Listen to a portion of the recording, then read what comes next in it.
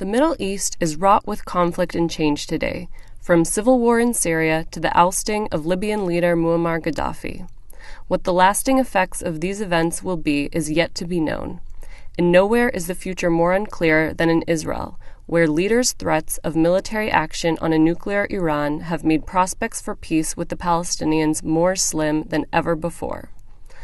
This past Wednesday, a crowd of around 100 people gathered at New York University's Kimmel Center to hear former Israeli ambassador to the United States, Itamar Rabinovich, give an overview of what is happening in the Middle East right now. So let me dive directly into our topic.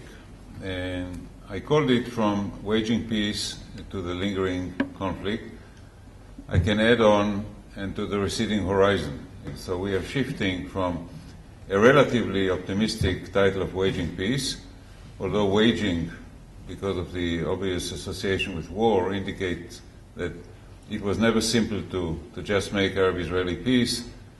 War and peace are not easily separable in the Middle East and in Arab-Israeli relations.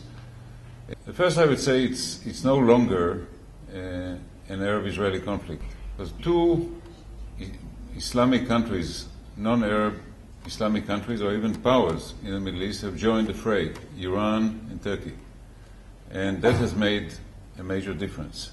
And when Ariel Sharon was the prime minister, he used to say to his advisors, let us not push to the head of the line on the Iranian issue. Let us not be the ones who ring the alarm bells, because if we are the ones to do that, the problem would become associated with us. Well, the policy of let's not rush to the head of the line was transformed by Netanyahu, who I think has a genuine messianic belief that a nuclear Iran could be the harbinger of another Holocaust. He uses that language, and I think he genuinely believes in that. He believes that the most significant mission that he has as prime minister is to deny Iran the nuclear weapons. Many of those who attended the lecture agreed with Mr. Rabinovich's view that a nuclear Iran is the most important issue facing Israel right now. Well, I think the situation with Iran is something that's of concern not just to Israel, but to all of its neighbors, to Saudi Arabia, to Turkey, to Egypt, and the possibility of a nuclear arms race there.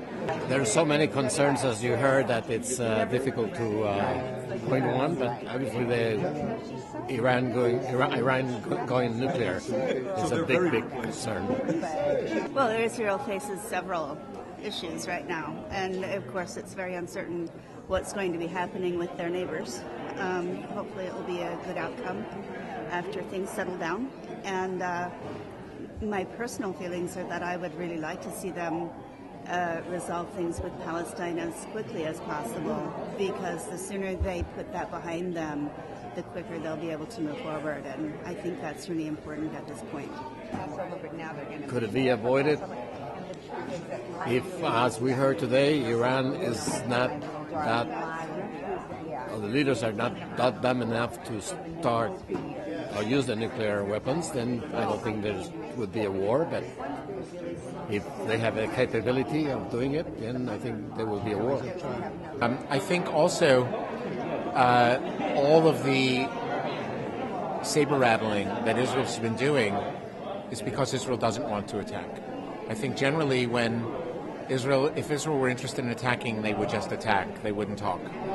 I once had a dog that when the dog barked, the dog was never going to bite. But the few times when the dog bit, the dog didn't bark at all, just walked up and bit.